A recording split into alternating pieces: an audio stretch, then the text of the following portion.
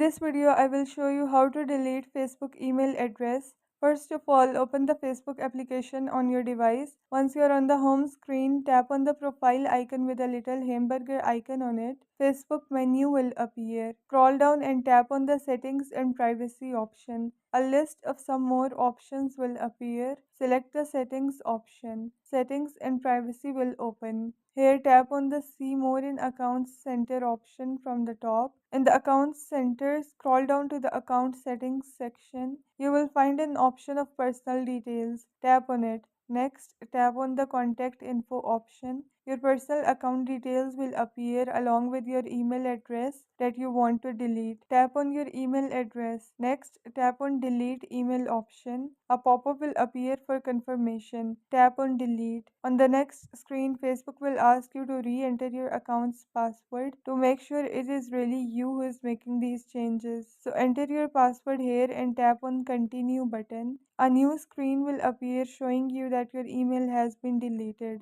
and this is how you can delete Facebook email address.